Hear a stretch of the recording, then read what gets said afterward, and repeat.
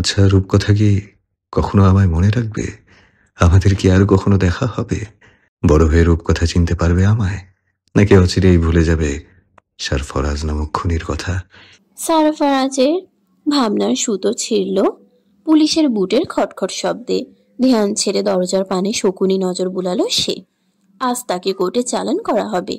Commissioner কথা রাখলে জীবনে বেঁচে থাকার দ্বিতীয় সুযোগ পাবে সারফারাজ। আর সাজা হলে জীবনের সমাপ্তি এখানেই। বন্দি জীবন কখনো জীবন হয় নাকি? সে তো চিড়িয়াখানার জন্তুর নেই। তবে কি মায়ের সাথে আর দেখা হবে না? ভাগ্য বুঝে এতটাই নিষ্ঠুর তার প্রতি। নিয়াজ মোর্শেদ আর দুজন হাবিলদার প্রবেশ করলো ভেতরে। কর্কশ কণ্ঠে সারফরাজকে উদ্দেশ্য করে নিয়াজ বলে উঠল, এমন বয়ান দেব তোর নামে আজীবন জেলে পচে মরবি, তবুও ছাড়া পাবি না, বাস্টার্ড একটা। কথাটি বলেই নিষ্ঠুরের মতো সারফরাজের কাটা হাত চেপে ধরে হ্যান্ডকাফ লাগালেন। এরপর আবারও বলে উঠলেন, ওই কমিশনার নিজে তোকে কোর্ট অব্দি নিয়ে যাবে, নয়তো অর্ধেক রাস্তায় তোর খেল খতম করতাম আমি। নিয়াজ মোর্শেদের অগ্নিবর্ণ হিংস্র চেহারার পানে তাকিয়ে খিক করে হেসে উঠল সারফরাজ। এরপর টিপ্পনি কেটে বলল, এত রাগ কেন আমার উপর অফিসার? সুবহান মরাতে পকেট খালি হয়েছে এজন্য? নিয়াজ মোর্শেদ ঘুষি উঠিয়ে বলল, কালকের কথা ভুলে গেছিস বেশ্যার ছেলে? কোনো প্রতিক্রিয়া দেখালো না এমন গলিতে সারফরাজ। শুধু অগ্নি চোখে তাকিয়ে শীতল কণ্ঠে বলল, আমার 50 বছরের জেল হলেও তোকে দুনিয়া থেকে টপকে দেব আমি। এরপর আরো 50 বছর সাজা কাটাবো। কত নৃশংস মৃত্যু তোর জন্য পরিকল্পনা করে রেখেছি, তা তুই ভাবতেও পারবি না। এই যে হুমকি ধামকি দিচ্ছিস, সময় মতো এগুলো তোর সেঁটা দিয়ে ভরে দেব, বুঝেছিস? সারফরাজের কথায় হাবিলদার দুজন মাথা নিচু করে ফেলল, কিন্তু সাপের মতো ফসফস করে নিয়াজ গর্জে উঠল, তোর মুখের ভাষাতেই প্রমাণ পাওয়া যাচ্ছে তোর জন্ম কোনো পতিতালয়ে। আর তোর কথায় স্পষ্ট প্রমাণিত তুই সেই পতিতালয়ের সর্দার। কথাটি বলিয়ে হাঁটা ধরল সারফরাজ। রাগে ক্রোধে নিয়াজ মোর্শেদ দাঁত দিয়ে ঠোঁট কামড়ে রক্ত বের করে ফেলল। মনে হচ্ছে সুযোগ পেলে সে নিজেই সারফরাজকে ফাঁসিতে ঝুলিয়ে দেবে। থানার সামনে দাঁড়িয়ে ছটফট করছে রূপকথা। সারফরাজ এখনো বের হচ্ছে না কেন, এটা ভেবেই তার কান্না পাচ্ছে মুহূর্তে মুহূর্তে। কমিশনারের বাসায় যেতে না যেতেই তার ঘুম ভেঙে গিয়েছে। সারা রাত কেঁদে কেটে সে কমিশনার আর তার স্ত্রীকে বসিয়ে রেখেছে।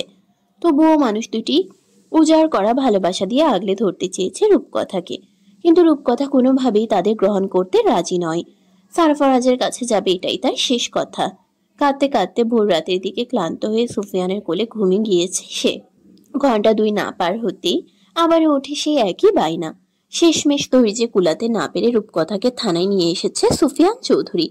সাথে এসেছে মেয়েটার রেখা।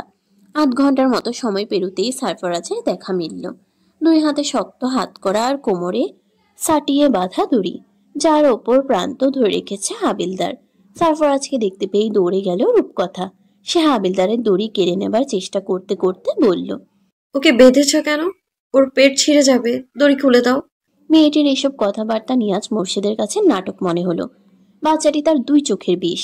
মনে হচ্ছে এক্ষুনি বুট দিয়ে পিষে মুখের সবগুলো দাঁত ফেলে দিতে। একদম খুনিটার ন্যাওটা। রূপকথার পাগলামিতে সারফরাজ স্থির গলায় ডাকলো, রূপকথা।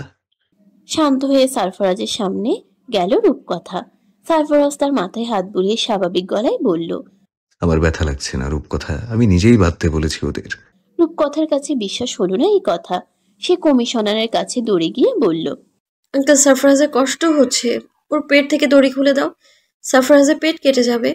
কমিশনার হাবিলদারকে চোখের ইশারা দিতেই দড়ি খুলে দেওয়া হলো। কমিশনার হাত ঘড়ির দিকে নজর দিলেন। সময় সকাল 8টার কাছাকাছি। এখনই কোর্টের উদ্দেশ্যে রওনা দিতে হবে। বেশি দেরি করলেই সব খেটে যাবে। আর সময় অপচয় করতে চাইলেন না তিনি। এদিকে নিয়াজ মোর্শেদ আরেকবার অনুরোধের স্বরে সুফিয়ান চৌধুরীর উদ্দেশ্যে বললেন, স্যার, আমি নিয়ে যাই একে। তাচ্ছিল্য হেসে নিয়াজ মোর্শেদের পানে গভীর দৃষ্টি দিলেন সুফিয়ান। এরপর ফিসফিস করে বললেন, ছেলেটার ব্যাপারে আপনার আগ্রহ দেখে বেশ অবাক হচ্ছি আমি। এত আগ্রহ কেন নিয়াজ সাহেব? এবার থতমত খেল নিয়াজ। কিছু প্রত্যুত্তর করার আগেই কমিশনার আদেশ দিলেন, পুলিশ ভ্যান রেডি করুন, আমাদের বেরোতে হবে। নিয়াজ চলে যেতেই সারফরাজ রূপকথার সামনে হাঁটু মুড়ে বসল। এরপর 2 কাঁধ ধরে আদুরে স্বরে বলল, আমি অনেক দূরে ঘুরতে যাচ্ছি রূপকথা। আমি না ফেরা পর্যন্ত এই লোকটার বাড়িতে তুমি থাকবে। ওনারা খুবই ভালো মানুষ। তোমাকে চকলেটস দেবে, ভালো খাবার দেবে, নতুন জামা দেবে, কার্টুনও দেখতে দেবে। এরপর স্কুলে ভর্তি করিয়ে দেবে তোমাকে। সেখানে আমার মতো অনেক বন্ধু পাবে। তুমি শুধু আমি না ফেরা পর্যন্ত লক্ষ্মী মেয়ে হয়ে থাকবে, ঠিক আছে? নইলে কিন্তু আমি আর ফিরবো না। নিজের ছোট হাতের আজলায় সারফরাজের রক্তাক্ত মুখ ধরে রূপকথা কান্নাযুক্ত কণ্ঠে বলল, আমি তোমার সাথে যাব সারফরাজ। এখন এখানে ভালো লাগে না আমার। আমাকে ফেলে কোথায় ঘুরতে যাচ্ছ তুমি? আমি তো তোমাকে বিরক্ত করি না, তবে আমাকে নিবে না কেন? মেয়েটির অবুঝ প্রশ্নে সারফরাজের হৃদয় ছুরিকাঘাত হলো। কেমন তীক্ষ্ণ সেই ব্যথা। তবুও নিজেকে সামলে সারফরাজ বলল, আমি খুব শীঘ্রই ফিরে আসবো রূপকথা। না, আমি তোমাকে কোথাও যেতে দেব না। কথাটি বলেই সারফরাজকে ঝাপটে ধরে জোরে কেঁদে উঠল রূপকথা। এবার নিজেকে সামলাতে পারল না সারফরাজ। রূপকথার কোমর জড়িয়ে ধরে সেও কেঁদে উঠল। রূপকথার চোখের জলে সারফরাজের মাথার চুল ভিজে উঠল। মেয়েটি কেমন বাঁধনে বেঁধেছে তাকে। এই বাঁধন ছিঁড়তে এত কষ্ট কেন হচ্ছে? দমটাও বন্ধ হতে চাইছে কেন? রেখা ছুটে এসে রূপকথাকে সরিয়ে নিতে চাইল, কিন্তু সারফরাজের গলা ছাড়ল না রূপকথা। এদিকে সারফরাজের যাবার সময় হয়ে গেছে। সুফিয়ান কঠোর গলায় বললেন, যেতে হবে সারফাত। রূপকথার চোখের জল মুছে সারফরাজ বলল, ভালো থেকো রূপকথা, আমাদের আবার দেখা হবে। আসছি। কথাটি বলেই উঠে দাঁড়ালো সারফরাজ। কিন্তু রূপকথা ছাড়ল না সারফরাজকে। সে ঝুলেই রইল সারফরাজের গলা ধরে। এক প্রকার বাধ্য হয়ে রেখা আর মেট মিলে সারফরাজের থেকে রূপকথাকে ছাড়ানোর জন্য জোরাজুরি করতে লাগলো। এহেন দৃশ্যে অসহনীয় ব্যথায় হৃদয় জর্জরিত হলো সারফরাজের। আহত পা দুটো কেমন অসাড় হলো। রেখা আর মেয়েটির শক্তির সাথে ছোট দেহের শক্তি কুলালো না। টেনে হিঁচড়ে সারফরাজকে থেকে আলাদা করলো রূপকথাকে। বাঁচার তাগিদে সারফরাজের শার্ট খামচে ধরল মেয়েটি। শেষ রক্ষাও হলো না, ধীরে ধীরে দূরত্ব বাড়তে লাগলো। সারফরাজের শার্ট চিরে বোতাম খুলে চলে এলো রূপকথার হাতের মুঠোয়। রেখার কোলে হাত পা ছোড়াছুড়ি করে গলা ফাটিয়ে চিৎকার করছে রূপকথা। আহ, কি হৃদয় বিদারক নিষ্ঠুর দৃশ্য। এহেন দৃশ্যে সুফিয়ান গোপনে চোখ মুছলেন।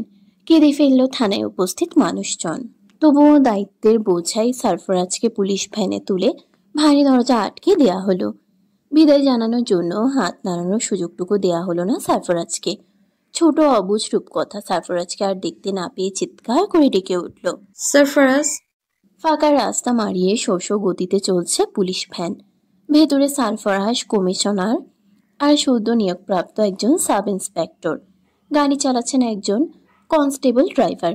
গাড়ি চলছে আপন গতিতে।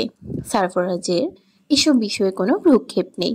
তার কানে শুধু রূপকথার শেষ চিৎকার এসে বাড়ি খাচ্ছে বারবার। জীবন নিয়ে কেমন আফসোস হচ্ছে। সারফরাজ হঠাৎ খেয়াল করলো গাড়ির স্পিড বাড়ছে। চোখ তুলে উপরে তাকাতেই সাব ইন্সপেক্টরের রিভলভার কেড়ে নিলেন সুফিয়ান। সেটা সারফরাজের হাতে গুঁজে দিয়ে নিজের বুকের ডান পাশে চেপে ধরে বললেন, আমাকে শ্যুট করো। আকস্মিক এহেন কাণ্ডে হতভম্ব হলো সারফরাজ। কিন্তু নির্বিকার সাব ইন্সপেক্টর আর কমিশনার। সারফরাজ সুফিয়ান চৌধুরীর চোখের পানে তাকিয়ে শুধালো, পাগলামো কেন করছেন স্যার? কারণ তোকে ওয়াদা করেছি। আপনার লাইফ রিস্ক থেকে যাবে। স্মিত হেসে সুফিয়ান বললেন, তবুও আমি রাজি। তুই আমাকে কি দিয়েছিস তুই নিজেও জানিস না। তোর জন্য এইটুকু করতে না পারলে আমি মরে শান্তি পাবো না। দেরি করিস না, তাড়াতাড়ি শ্যুট কর আমাকে, কুইক। সারফরাজ কম্পিত গলায় বলল, আপনি মারা যাবেন স্যার। তবুও আমার স্ত্রী হ্যাপি থাকবে। তুই আজে বাজে বকবিস না। Shoot me quick. আমি পারবো না স্যার। কথাটি বলা মাত্র কমিশনার এক ঘুষি বসিয়ে দিলেন সারফরাজের গালে। এরপর ধমকে উঠলেন। Shoot me quick. বলার সাথে সাথেই শুট করার আওয়াজ হলো। নিমিষেই থেমে গেল গাড়ি। রক্তাক্ত বুক চেপে ধরে কমিশনার আওড়ালেন, যেভাবে সব বলেছি সেভাবেই ওকে পোর্টে নিয়ে জাহাজে তুলে দাও আবির। সময় হাতে খুব কম। কথাটি বলেই জ্ঞান হারালেন কমিশনার। সারফরাজকে নিয়ে দ্রুত গাড়ি থেকে নেমে হ্যান্ডকাফ খুলে সাব ইন্সপেক্টর আবির মাহাতাব দৌড়ে ড্রাইভারের কাছে এলেন। এরপর বললেন, স্যারকে হসপিটালে অ্যাডমিট করো কুইক। এরপর সারফরাজকে নিয়ে পিছে পিছে ফলো করা কালো রঙের গাড়িতে উঠে বসলো আবির। ড্রাইভারকে তাগাতা দিয়ে উত্তেজিত গলায় বলল, 9:30টার জাহাজ ধরতে হবে, স্পিড বাড়াও। এদিকে এই মুহূর্তে খবর প্রচার হলো কমিশনারকে হত্যার চেষ্টা করে আসামি পালিয়েছে। মুমূর্ষু অবস্থায় হসপিটাল অভিমুখে নেওয়া হয়েছে কমিশনার সুফিয়ান চৌধুরীকে। প্রতিটি থানায় ইনফর্ম করা হলো সারফরাজের দুর্ধর্ষতার বিষয়ে। উপর মহল থেকে অর্ডার এলো দেখা মাত্রই ক্রসফায়ার করা হোক। শহর জুড়ে সারফরাজের পালিয়ে যাবার খবর ফলাও হলো খুব দ্রুত। চিটাগাং বিভাগের প্রত্যেকটি থানায় সারফরাজের ছবির পাঠিয়ে কঠিন নজরদারি জারি করা হলো। Army, police, navy, border guard সবাইকেই দেয়া হলো কঠিন হুঁশিয়ারি, কোনোভাবেই যেন সারফরাজ পালাতে না পারে। প্রশাসন আজ খুব ব্যস্ত। সামান্য একটা 17 বছরের কিশোরকে নিয়ে দেশ জুড়ে তুমুল মাতামাতি আর ভয়ানক আতঙ্ক। এদিকে খুবই মুমূর্ষু অবস্থায় হসপিটালে এডমিট করা হলো সুফিয়ান চৌধুরীকে। ক্লোজ রেঞ্জ থেকে শুট করার কারণে বুলেট তখনই বেরিয়ে গেছে, কিন্তু রক্তপাত হয়েছে প্রচুর। সুফিয়ান চৌধুরীর লাইফ রিস্ক খুব প্রকট আকারে দেখা দিয়েছে। শ্বাস চলছে খুবই ধীরে, শরীর ফ্যাকাশে হয়ে গিয়েছে ইতোমধ্যে। হসপিটাল জুড়ে ডক্টর, নার্স আর পুলিশের দৌড়াদৌড়িতে কান ভারী হয়ে উঠল। নিয়াজ মোর্শেদের কাছে বিষয়টা কেমন যেন সন্দেহের ঠেকল, কিন্তু সুফিয়ান চৌধুরী দীর্ঘ বছরের সততা আর কঠোরতা তাকে দমিয়ে রাখল। স্পেশালভাবে পুলিশ কারে রেখাকে হসপিটালে আনা হলো। সামান্য একটু শোক ধরা দিতেই আবার যেন কষ্ট এসে ভর করলো তার জীবনে। কিন্তু রেখা কাঁদল না আজ। শোকে কেমন পাথরের মতো রূপকথাকে জড়িয়ে ধরে বসে রইল ওয়েটিং চেয়ারের এক কোণে। মুহূর্তেই কয়েক ব্যাগ রক্ত জোগাড় করা হলো। সেগুলো ক্রস ম্যাচ করে আবারও নার্স ছুটল ইমার্জেন্সি ওটিতে। নার্স ঢোকা মাত্র বৃহৎ ওটি রুমের দরজা বন্ধ হয়ে গেল। জ্বলে উঠল লাইট। চলতে লাগলো একদিকে রক্ত বিনিময়, অপরদিকে অপারেশন। চৌকস বুদ্ধিদীপ্ত সাব ইন্সপেক্টর জাহাজ ছাড়ার 2 মিনিট আগে সমস্ত বাধা ডিঙ্গিয়ে সারফারাজকে তুলে দিল বিশাল মালবাহী কার্গো শিপে। জাহাজের গন্তব্য ক্যালিফোর্নিয়া। সময় লাগবে 1 মাস বা তার বেশি। সারফরাজ এই জাহাজে একজন খালাসির পরিচয়ে থাকবে। ক্যালিফোর্নিয়া যাওয়া মাত্র সুফিয়ান চৌধুরীর বন্ধু তাকে রিসিভ করবে, এমনটাই জানে আবির। সারফরাজের হাতে কিছু শুকনো খাবারের প্যাকেট দিয়ে দ্রুত নেমে গেল আবির। আবির চলে যেতে বিকট হুইসেল বাজিয়ে সমুদ্র চিরে ধীরে ধীরে চলতে লাগলো জাহাজ। এতক্ষণ সময় ধরেও সারফরাজ কেমন কঠিন হৃদয়ের মানুষের মতো নির্বিকার ভঙ্গিতে দাঁড়িয়েছিল। আকাশে চোখ জোড়াতেও ছিল অদম্য সাহস। ভয় যেন তার ধারে কাছেও ঘেঁষতে পারছে না। কিন্তু জাহাজ চলতেই সমস্ত সাহস কোথায় যেন হারিয়ে গেল। চোখ জোড়াও কেমন অসহায় হলো। নিজের মা বাবা হারিয়েও যেই ছেলে শক্ত মনে দিন পার করেছে, সেই ছেলে হঠাৎই অজানা ব্যথা আর একাকী ভয়ে হু হু করে কেঁদে উঠল। নিজের বয়স ভুলে 2 বছরের ছোট বাচ্চার ন্যায় কেঁদে উঠল সারফরাজ। নিজের অবস্থান থেকে রূপকথার অবস্থান অনুভব করলো সে। মেয়েটির মায়াবী কান্নারত মুখশ্রী মনে পড়তেই বুক ভেঙে আরো কান্না এলো। রূপকথাকে আগলে রাখার মানুষ আছে, কিন্তু তাকে কে আগলে নেবে? এই ভয়াবহ বিশাল দরিয়া কিভাবে পাড়ি দিবে সে? জাহাজের মাছ তুলে দাঁড়িয়ে বিশাল খোলা আকাশ আর নিষ্ঠুর সমুদ্রে নজর বুলালো সারফরাজ। এরপর গলার সমস্ত শক্তি খাটিয়ে চিৎকার করে উঠল, মা! চোখের পলকে কেটে গিয়েছে 1 মাস। সুফিয়ান চৌধুরী এখন সুস্থ, কিন্তু পুরোপুরি নয়। এখনো উচ্চ গলায় কথা বলতে পারেন না তিনি। বুকের আর পিঠের ক্ষত অনেকটাই শুকিয়ে গিয়েছে। রূপকথাও কেমন যেন চুপচাপ হয়ে গিয়েছে। সারফরাজের শার্টের বোতামের দিকে তাকিয়ে থেকেই দিনের বেশিরভাগ সময় কেটে যায় তার। রেখা চিন্তা ভাবনা করেছে আর কয়েকদিন গেলেই রূপকথাকে স্কুলে ভর্তি করবে সে। বাচ্চাদের সাথে বন্ধুত্ব হলে আর মনমরা হয়ে থাকবে না।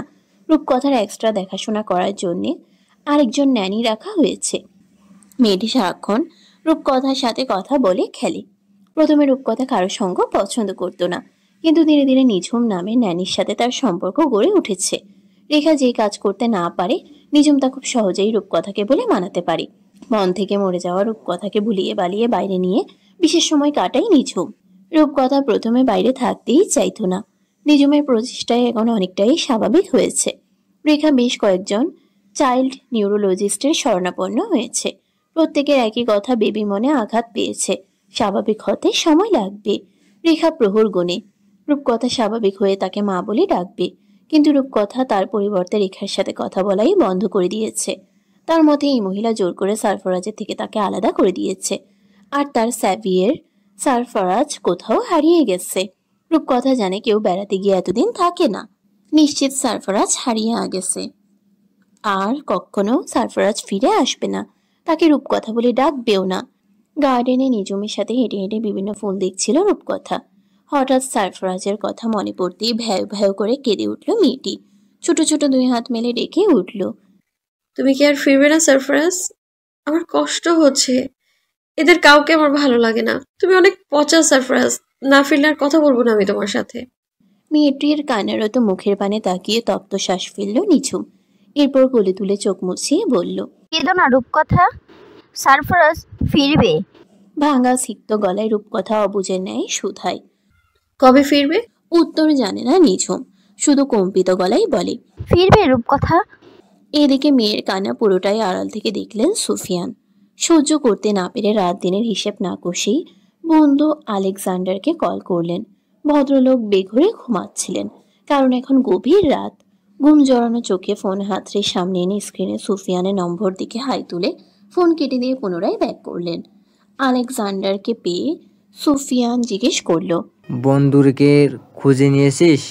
আলেকজান্ডার ভাঙা কণ্ঠে বলল। নিশ্চিন্তে আরো কিছু কথা বলে ফোন কেটে দিলেন সুফিয়ান। এরপর চোখ বুজে বিড়বিড় করে বললেন, তোর মতো করে রূপকথাকে আমরা কি ভালোবাসতে পারছি না সাফাত? হাজার হাজার কন্টেইনার দিয়ে ভরা ক্যালিফোর্নিয়ার লং বিচ পোর্ট। পৃথিবীর সমস্ত কন্টেইনার ভর্তি মালামাল যেন এই বন্দরে এনেই খালাস করা হয়েছে। সারফারাজদের জাহাজ যখন এই পোর্টে নোঙর ফেলল, তখন প্রায় সন্ধ্যা। জাহাজের ক্যাপ্টেন উইলিয়াম লোকা হ্যান্ড মাইকে ঘোষণা দিলেন সাবধানে মাল বের করার জন্য, কারণ জাহাজ ভর্তি রাসায়নিক পদার্থ। একটু গড়বড় হলেই বিশাল অগ্নিকাণ্ড ঘটবে। ক্যাপ্টেনের ঘোষণা পাওয়া মাত্র হৈ হৈ করে সমস্ত খালাসি দৌড়ে এলো। খালাসিদের সাথে সারফরাজ নিজেও নেমে এলো। এরপর বৃহৎ পোর্টের চারপাশে নজর বুলালো। ক্যাপ্টেন লোকা বন্দরে নিজের নিত্য কাজগুলো কমপ্লিট করে খুঁজে খুঁজে সারফরাজকে বের করলেন। এরপর একটা মালবাহী লরিতে তুলে দিয়ে ইংরেজি ভাষায় সেই ড্রাইভারকে একটা রাস্তার ঠিকানা দিলেন। লরিতে ওঠার আগ মুহূর্তে কিছু ক্যালিফোর্নিয়ার ডলার সারফরাজের হাতে গুজে দিয়ে বলে উঠলেন, ড্রাইভার যেখানে তোমাকে নামিয়ে দেবে ওখানে একটা হাইওয়ে রোড আছে, সেখানে একটা মাইলেন্স লেখা থাকবে লস এঞ্জেল 63 কিলোমিটার। ওখান দিয়ে দাঁড়িয়ে থাকবে তুমি। আলেকজান্ডার স্যার তোমাকে ওখান থেকে রিসিভ করবে। উনি অলরেডি বেরিয়ে গেছেন বাসা থেকে। এই ট্রাক ওই রোডে ধরে লস এঞ্জেলে যাবে। সম্মতি জানিয়ে লাফিয়ে ট্রাকে উঠল সারফরাজ। ট্রাক চালু হবার আগে ক্যাপ্টেন ডেকে শোধালো, ইংরেজি জানো? তা ছিল হেসে সারফরাজ বলল, ইংলিশ মিডিয়ামের স্টুডেন্ট ছিলাম আমি, মন্দ ভাগ্য তাই এখানে। আর কিছু জিজ্ঞেস করলেন না ক্যাপ্টেন। ট্রাকের ড্রাইভারকে বারবার সতর্ক হুঁশিয়ারি দিয়ে যাত্রা করার তাগাদা দিলেন। ড্রাইভার আর না দাঁড়িয়ে সারফরাজকে নিয়ে ছুটে চলল গন্তব্যে। আলেকজান্ডার প্রায় 25 মিনিট ধরে দাঁড়িয়ে আছে নির্দিষ্ট স্থানে। ক্যাপ্টেন তাকে ফোনে সব জানিয়েছে। সুফিয়া নিজেও ছেলেটির বর্ণনা দিয়েছে তাকে। সারফরাজকে চিনতে মোটেও ভুল হবে না তার। তাই বেকার সময় কাটানোর জন্য গাড়ি থেকে নেমে একটা সিগারেট ধরালেন ভদ্রলোক। এমন সময় একটা শ্বেতবর্ণের ছেলে এসে তার সামনে দাঁড়ালো। ছেলেটির চোখে মুখে কেমন ক্রূরতা, পুরো মুখশ্রী জুড়ে অদ্ভুত ভয়ানক সব ট্যাটু আঁকা, আর গলার কাছে ইংরেজি রোমান সংখ্যায় লেখা 14। আলেকজান্ডার বুঝলেন ছেলেটি কোনো গ্যাংয়ের সদস্য। আজকাল ক্যালিফোর্নিয়া শহরে টাকা পয়সার ড্রাগস সেবনের জন্য ছেলে যুবক সকলেই বিভিন্ন গ্যাংয়ের সাথে যুক্ত হচ্ছে। নিজের ফ্যামিলি ফেলে গ্যাংয়ের লিডারকে নিজের ড্যাড হিসেবে মেনে নিচ্ছে এই মানুষগুলো।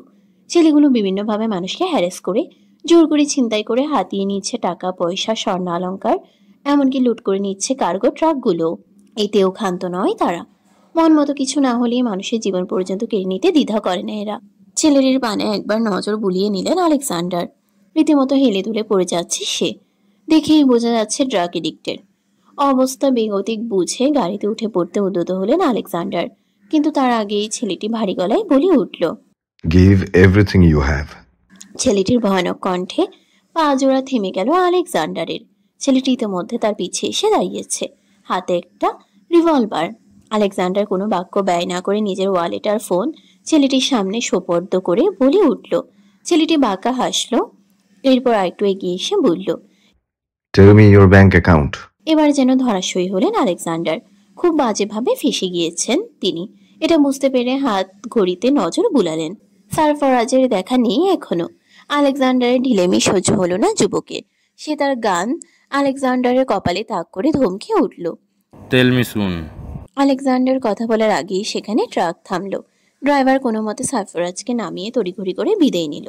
এই দেশের কালচার বা সিস্টেম কোনোটাই সারফরাজ বুঝে না।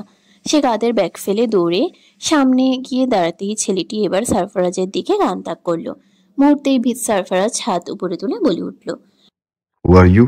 আলেকজান্ডার সংক্ষেপে সারফারাজকে সব বোঝাতেই সারফারাজ বাঁকা হাসল। খুনির আতুর ঘরে জীবনে 60টি বছর কাটিয়েছে সে। সুভান গং কোনো প্রকার ট্রেনিংয়ে বাদ রাখেনি তাকে সেরা খুনি হিসেবে গড়ে তুলতে। তাই নিজের কৌশল খাটিয়ে মুহূর্তেই ছেলেটির হাত থেকে কেড়ে নিল বন্দুক। কিছু বুঝে উঠবার আগেই আরো কয়েকজন ছেলে ঝড়ের বেগে দৌড়ে এলো সেখানে। সারফারাজ বুঝলো সবাই আগে থেকে ওত পেতে ছিল। ছেলেগুলো দৌড়ে এসে কেউ চাকু, কেউ কুংফু চেইন বা কেউ পিস্তল তাক করে সারফারাজের উদ্দেশ্যে বলে উঠল, You made a big mistake. This is our area.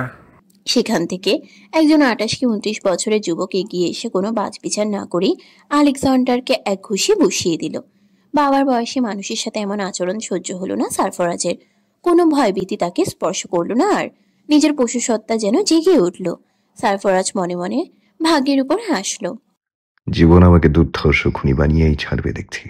নিজের ক্রোধ সামলাতে না পেরে সারফারাজ সেই যুবকের মুখ বরাবর এক শক্ত ঘুষি বসিয়ে বলে উঠল, I fuck your area. সারফারাজের এক ঘুষিতে ছিটকে দূরে পড়ল যুবক। যুবক ছিটকে পড়তেই উপস্থিত সকলে ডেকে উঠল, Jacob, কিল্লার বাস্টার্ড। জ্যাকব হুড়মুড়িয়ে উঠে টোটের কোণে রক্ত মোছা অর্ডার দিল। মুহূর্তেই এক অনাকাঙ্ক্ষিত পরিস্থিতির সৃষ্টি হলো যেন। সারফারাজের হাতের বন্দুক কারো চোখে ভীতি তৈরি করলো না। যারা গ্যাং লিডারের জন্য নিজেদের জীবন উৎসর্গ করে গ্যাংয়ে যুক্ত হয় তাদের আবার কিসের মৃত্যু ভয়। নিরুপায় আলেকজান্ডার প্রাণের সংখ্যায় গাড়িতে উঠে সারফারাজকে ফেলেই চলে গেলেন। সারফারাজ আলেকজান্ডারের যাবার পানে তাকিয়ে অসহায়ের ন্যায় বলে উঠল, ভাগ্য আমাকে নিয়ে ভালোই হাডুডু খেলছে দেখছি। ছেলেগুলো সারফারাজকে ঘিরে ধরে দাঁত মুখ খেঁচিয়ে বিশ্রী অশ্রাব্য গালাগাল দিতে লাগলো। সেগুলো শুনে সারফারাজের পায়ের রক্ত চলকে মাথায় উঠল। নিজের ক্রোধ সংবরণ করে দাঁতে দাঁত পিষে বলল, Who is your leader? Jacob এগিয়ে এসে বুক টান করে দাঁড়িয়ে বলল, not leader, call the that. Sarfaraz তার ভয়ানক চোখ জোড়া দিয়ে ছেলেটিকে একবার দেখলো। উচ্চতায় তার সমানে সমান। এরপর ছেলেটি চোখে চোখ রেখে পায়ে গুলি বসিয়ে দিল। গুলি খেয়ে মুহূর্তেই মাটিতে বসে পড়ল জ্যাকব। এরপর ছো মেরে পাশে অবস্থিত ছেলের থেকে কুংফু চেইন কেড়ে নিয়ে কেউ কিছু বুঝে উঠবার আগেই জ্যাকবের গলায় পেঁচিয়ে ঘাড়ে উঠে বসলো সারফারাজ। এরপর শক্ত করে দুই প্রান্ত থেকে সেই চেইন টেনে ধরে শুধালো। Who is your dad? ছেলেগুলো ভেবাচেকা খেয়ে জ্যাকবের বিকৃত মুখ পানে তাকিয়ে রইল। দলনেতাহীন তাদের মূল্য নেই। জ্যাকব মারা গেলে অন্য গ্যাংয়ের ছেলে এসে এখানেই পিষে ফেলবে তাদের। এদিকে সারফারাজের নিষ্ঠুর হাতের পিষ্টনে জ্যাকবের জিভ বেরিয়ে এলো। সারফারাজ আবারও ধমকিয়ে উঠল। Who is your dad? ছেলেগুলো কম্পিত হাতে নিজেদের হাতিয়ার তাক করে বলে উঠল, leave him. Otherwise, we will kill you. ইতোমধ্যে সারফারাজ বুঝে গিয়েছে দলনেতা এদের প্রাণ ভোমরা। আর এখানে বেঁচে থাকতে হলে আধিপত্য বিস্তার করে মানুষের মনে ত্রাস সৃষ্টি করেই টিকতে হবে। নিজের বুদ্ধি আর টিকে থাকবার সংগ্রাম চিন্তা করে বাজ বিচারহীন জ্যাকবের মাথায় গুলি করে ধমকে উঠল। জ্যাকবের লুটিয়ে পড়া দেহের পানে তাকিয়ে হাঁটু মুড়ে বসে গেল ছেলেটি। এরপর সারফারাজ আবারও হুঙ্কার ছাড়তেই মাথা নিচু করে বলে উঠল, How cruel you are. Sierra national forest, California. শীতের ঝাপসা কুয়াশা ভেদ করে উকি দিচ্ছে মাউন্ট ট্যারনের সোজ চূড়া। প্রবাহিত নদী আর পাহাড়ের ঢাল বেয়ে বয়ে চলা ঝর্ণার কলকল ধ্বনি খুব করে কানে বাড়ি খাচ্ছে। ম্যাকাওয়ার ফ্ল্যামিঙ্গোর সুমধুর ডাক হৃদয়ে প্রশান্তি এনে দেবার আগেই তাদের বৃহৎ ডানা ঝাপটিয়ে পালিয়ে যাবার শব্দ পাওয়া যাচ্ছে। হুট করে হুঙ্কার ছেড়ে উঠল ব্ল্যাক জাগুয়ার। কি ভয়ানক সেই হুঙ্কার! এহেন হুঙ্কারে গাছের পাতার ঝোপে লুকিয়ে থাকা পাখির দলও পাখা ঝাপটিয়ে নিজেদের ভীতি জানান দিল। জাগুয়ারের হুঙ্কার যেন নেকড়ের পালের কাছে অসহনীয় ঠেকল। তাই তারাও একসাথে হাউলিং করে জানান দিল এই বনে তাদেরও রাজত্ব চলে। কিন্তু আসলেই কি এই বনে তাদের রাজত্ব চলে, নাকি এখানে রাজত্ব করার জন্য সত্যিই কোনো রাজা আছে? ঘড়িতে সকাল 9:20 কুয়াশার আস্তরণ ধীরে ধীরে ক্ষীণ হয়ে উঠল। সূর্য মামা এখনো মুখ তুলে ধরনী দেখেনি। হয়তো ঘন কুয়াশা তাকে ঝাপটে ধরেছে। চারপাশ নীরব নিস্তব্ধ। ঘড়ির কর্কশ সালাম টিং টিং করে বেজে জানান দিল সমস্ত নিস্তব্ধতা ভাঙার সময় এসেছে। কিন্তু এই নিস্তব্ধতা ভাঙবে কে? সিয়েরা ফরেস্টের পাইন গাছে ঘেরা সমতল ভূমিতে দোতলা বিশিষ্ট বিশাল এক ফরেস্ট হাউস। কাঠ, লোহার ভারী থাই গ্লাসের নিমিত্তে অভিনব কায়দায় তৈরি করা হয়েছে এই বাড়ি। আলপাইন এরিয়ার সবচেয়ে বিলাসবহুল এবং দৃষ্টিনন্দন ফরেস্ট হাউস এটি।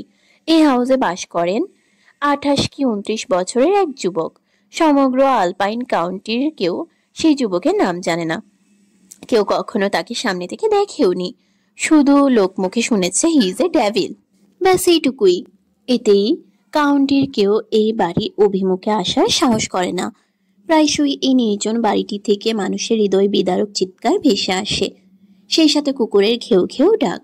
কেউ কখনো দেখার বা জানার সাহস করেনি কেন ওই বাড়িতে মানুষ আকাশ বাতাস ভারী করে চিৎকার করছে, কারণ শান্তিপূর্ণ এই কাউন্টিতে কেউ যেচে অশান্তি রেখে আনতে চায় না। বালু আর পাথর ভর্তি পাঞ্চ ব্যাগে একের পর এক শক্ত পাঞ্চ করে যাচ্ছে যুবক। এক একটা পাঞ্চের ওজন কমপক্ষে 900 থেকে 1000 পাউন্ড। প্রত্যেকবার হিট করার সাথে সাথেই পুক্ত হাতের বাইসেপস মাসেলগুলো কেঁপে কেঁপে উঠছে। অদ্ভুত ভয়ানক চোখ জোড়াতে ইগলের ন্যায় শিকারী দৃষ্টি। জড় বস্তুর ব্যাগটাও যেন যুবকের হিংস্র চোখ দুটো দেখে ভয়ে কাঁপছে। ওভাল শেপের আকর্ষণীয় হলদেটে ফর্সা মুখ জুড়ে খোঁচা খোঁচা দাড়ি, প্রশস্ত চোয়ালার কালচে লাল ঠোঁট, স্লেকড প্যাক হেয়ার স্টাইলের সাথে জিম করা শক্ত ফর্সা শরীরটা বেশ মোহনীয়। পেশিবহুল বুকের বাম পাশে মুখ হা করে দাঁত বের করে শিকার ধরার জন্য ওত পেতে থাকা এক ব্ল্যাক জাগুয়ারের ট্যাটু। জাগুয়ারের মাথায় একটা দাবার কিং, তার উপর লেখা চেকমেট। কতক্ষণ ধরে এহেন ঘুষাঘুষির খেলা চললো তার হিসেব রাখলো না এই সুপুরুষ। ঘুষির তোড়ে হাতে পেঁচানো কাপড় ছিঁড়ে যখন হাতে নরম চামড়া ফেটে রক্ত বেরিয়ে এলো, তখন সে নিজের খেয়ালই এলো। শত শত ক্যালোরি ব্যয়ে শরীর ঘেমে নিয়ে একাকার। মাসেলের প্রতিটা খাঁজ বেয়ে বেয়ে সেই নোনতা ঘাম ঢলে পড়ছে। কোনো রমণী এহেন দৃশ্যে এই অযাচিত ঘর্মবিন্দুর উপর নিশ্চিত জেলাস ফিল করত, কিন্তু যুবক নির্বিকার। হ্যাঙ্গার থেকে ছোট সাদা টাওয়াল নিয়ে চোখ মুখের ঘাম মুছে শাওয়ার নেবার জন্য পা বাড়ালো। কাজ ঘেরা আধুনিক ওয়াশরুমে শাওয়ার ছেড়ে দেয়ালে 2 হাতের ভর দিয়ে চোখ বুজে ফেলল যুবক। কয়েক মিনিটের মধ্যেই নিজের জীবনের হিসেব নিকেশ মিলল, শেষমেশ এসে সমীকরণ মিলল না। এতে যুবক তাচ্ছিল্য হেসে শাওয়ারের নব বন্ধ করে দিল। এরপর গায়ে একটা বাথরোব জড়িয়ে বেরিয়ে এলো। মাথার চুল মুছতে মুছতে ড্রেসিং টেবিলের সামনে এসে দাঁড়ালো সে। আয়নায় নিজেকে একবার পরখ করলো। ডান চোখের নিচের 3 টিয়ার ড্রপসের ট্যাটু তাকে খোঁচা দিয়ে মনে করিয়ে দিল। নিজের মনের কথায় ফিক করে হেসে নিম্ন ভাগের নালছে ঠোঁট কামড়ে যুবক ভারী গলায় বলে উঠল, পারফেক্ট। হঠাৎ নিজের পালা কুকুর অ্যাঞ্জেলো খেউ খেউ করে রেগে উঠল। পায়ের বাথরোব খুলে একটা 2 কোয়ার্টার পরে বাইরে বেরিয়ে এলো যুবক। ঝোপের ধারে কিছু নড়তে দেখে ঘেউ ঘেউ করছে অ্যাঞ্জেলো। নিজের পশু শিকারের শর্ট ব্রেক গান শর্ট কাঁধে ফেলে লম্বা লম্বা পায়ে হাজির হলো গার্ডেন এরিয়ায়। এরপর অ্যাঞ্জেলোর ক্ষুব্ধ চোখ অনুসরণ করে দৃষ্টি ফেলতেই বড় পাইথন নজরে এলো। সময় অপচয় না করে নিশানা তাক করে গুলি ছুড়ল যুবক। মুহূর্তেই আহত পাইথন ফালা তুলে লাফিয়ে ঝাঁপিয়ে দলিত মথিত করলো চারপাশ। এঞ্জেলোকে নিয়ে যুবক নিরাপদ দূরত্বে এসে দাঁড়াতেই অল্প সময়ের ব্যবধানে পৃথিবী ছাড়ল ভয়ানক অজগর। এতে চেহারার কোনো পরিবর্তন ঘটল না যুবকের। হনহন করে পা বাড়িয়ে রক্তাক্ত অজগর কাঁধে তুলে অ্যাঞ্জেলোকে শুধালো, do you like python meat so much? অবলা কুকুর বুঝল হয়তো তার মনিবের আদর মাখা কথা। ঘেউ ঘেউ করে নিজের মতবাদ জাহির করতেই যুবক চলল কিচেনের দিকে। অ্যাঞ্জেলো তার সন্তান, তার একাকিত্বের সঙ্গী। সন্তানকে পেট ভরে তার পছন্দের খাবার খাওয়ানো তার একান্ত কর্তব্য। কিচেনে বৃহৎ চর্পিং বোর্ডে অজগরের মাথা রেখে নাইফ হোল্ডার থেকে বেছে বেছে সবচাইতে ধারালো চাকু বের করলো সে। এরপর একের পর এক ছুরি চালিয়ে পিস পিস করলো অজগরের দেহ। এরপর সেগুলো ভালো করে ধুয়ে বাইরে বেরিয়ে এলো। বারবিকিউ প্যানে টুকরো করে রাখা অজগরের মাংস মশলা সমেত মাখিয়ে ছেড়ে দিল। এরপর আগুন জ্বালিয়ে ফিরে গেল নিজের কাজে। কম্পিউটারের সামনে উৎসুক হয়ে ভীত সন্তুষ্ট মুখে বসে আছে রূপকথা। কাজ ছাড়িয়ে যাওয়া ঝলমলে কালচে বাদামি চুলগুলো আলুথালু পাখির বাসা। কতদিন চুল আঁচড়ানো হয়নি কে জানে। গোলাপি আভা মিশ্রিত কপল দয় আজ বড্ড ফ্যাকাশে। বড় বড় চোখের পলক ঝাপটানোতে তার হৃদয়ের পেরেশানি স্পষ্ট। লালচে ঠোঁট জোড়া কেঁপে কেঁপে উঠছে বারবার। মায়াবী মসৃণ চেহারা জুড়ে আতঙ্কের ছাপ। দাঁত দিয়ে নখ কামড়াতে কামড়াতে ইতিমধ্যে রক্ত বের করার জোগাড় হয়েছে। তবুও কিছুতেই মনে শান্তি মিলছে না তার। মা রেখা চৌধুরী মেয়ের এহেন কাণ্ডে বার কয়েক ভরসা জুগিয়ে নিজের কাজে মন দিলেন। ডিউটি থেকে খুব দ্রুত ফিরলেন সুফিয়ান চৌধুরী। রূপকথার আজ মেডিকেল অ্যাডমিশনের রেজাল্ট দেবে। মেডিকেলে চান্স পাবার জন্য মেয়েটা রাত দিন পরিশ্রম করেছে। সুফিয়ান তাকে প্রতিজ্ঞা করেছে সরকারিতে চান্স না হলেও প্রাইভেট থেকে তাকে MBBS পড়াবে, কিন্তু রূপকথা তা কানেই তুলছে না। তাকে সরকারিতেই চান্স পেতে হবে। মেয়ের জেদের কাছে হার মেনে ইউনিফর্ম না পাল্টে মেয়ের পাশে সুফিয়ান চৌধুরী নিজেও বসে গেলেন। রূপকথার ফ্যাকাশে চোখে বাবার পানে নজর দিয়ে ক্লান্ত ভয়ার্ত স্বরে বলল,